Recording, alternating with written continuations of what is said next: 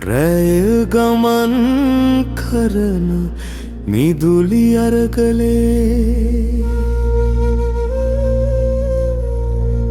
නෙත් දිලෙනා තෙස්ලාගේ මනසේ අහස පුරා මිනිත්තු මැද රැස්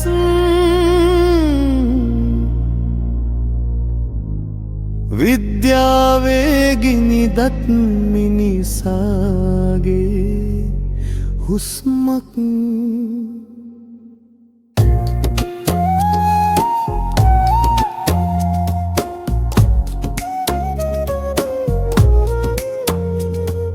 ආලෝකය බිඳුණු දිනකට පසු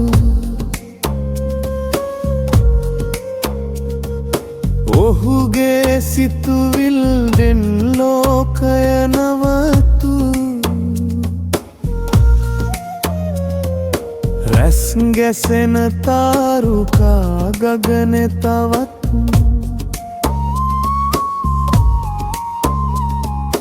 විකුණතෙන් ලියූ අනාගත පතයක්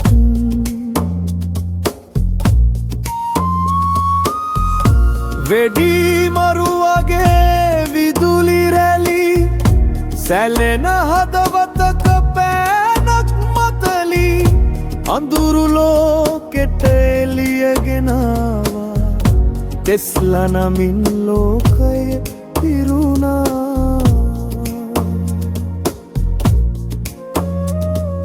සිහින නවතා නොකී මිනිසා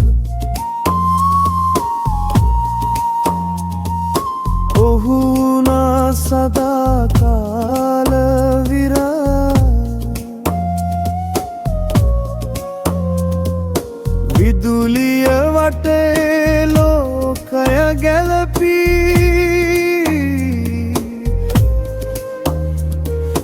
නිකොලා තෙස්ලා නම එළියෙන් දිලිපී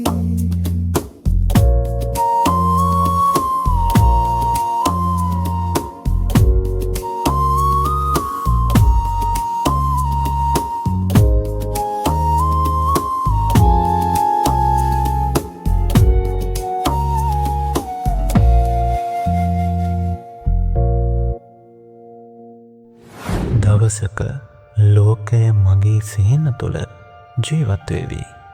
අඳුරු කුටියක විදුලිය මෙනුම් වෙනවා. එක මිනිසෙක් සිතෙහි ලෝකයක් හදනවා. ඔහු නමින් නිකොලා ටෙස්ලා. ඔව්, අද ඔහුගේ කතාවයි. ඔහුගේ සිහිනේ විදුලිය නිදහස් කරන එකයි. එළිය හැම අයම බලන්න ඕන දීප්තිමත් ලෝකයක් හදාගන්න ඕන. නමුත් ලෝකයේ ඔහුගේ සිහින දෙස බැලුවේ ඔහුට පිස්සු සහ ඔහු මනෝවිකාරයෙන් හැසිරෙනවා කියලා. ඔහු දැක්කා අනිත් අයට නොපෙනෙන ලෝකයක්. එඩිසන් කියලා තවත් මිනිසෙක් DC විදුලියෙන් ලෝකය පෝෂණය කළා. නිකොලාට එහෙම බෑ. ඔහුට AC විදුලියෙන් ලෝකෙම බලගන්නන්නට අවශ්‍ය වුණා. ඒක මහලොකු විශාල කන්දක් වගේ සිතුනත් ඒක ලෝකෙම වෙනස් කළා. ඔහු ටවර් ගොඩ නැගුවා. විදුලිය අහසෙන් යැවීමට ඔහු සිතාගත්තා. තවද ඔහුට අවශ්‍ය වුණා කේබල් නැති ලෝකයක්, අහසම බලගෙන යන ලෝකයක්. නමුත් ඒ සඳහා ආයෝජකය ඔහු අතහැර ගියා. පොළොව ඔහුට පීඩා වුණා. දෙවියන් වගේ මනසක් තිබුණත් ලෝකය ඔහුව අමතක කළා. අවසන් වරට ඔහු තනිවම හෝටලයක ඉඳලා අනාගතය ගැන සිතුවා. දවසක ලෝකය මගේ සිහින තුළ ජීවත් වේවි කියලා. අද අපිට විදුලිය තියෙනවා, අපිට වයිෆයි තියෙනවා, අපිට රොබෝවරු ඉන්නවා. ඒ හැම දෙයක්ම ඔහු දැක්ක ලෝකය ලෝකයක කොටසක්. වර්ෂය 1943 ජනවාරි 7 වන දින අපට අහිමෝනු මේ සර්බියානෝ ඇමරිකන් ජාතික නිකොලයි ටෙස්ලා. ඔහු මැරුණත් ඔහුගේ නම තවමත් විදුලිය සමග දිලිසෙනවා.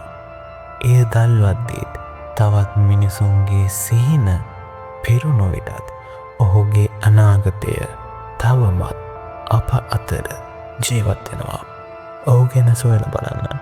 නිකොලයි ටෙස්ලා කොයිල් සහ AC විදුලිය කොහොමද වයර්ලස් හරහා ගමන් කරවන්නේ කියන සංකල්ප ලෝකයට දායාද කරපු මිනිසා සොයන්න තමයි විශිෂ්ට මිනිසාවේ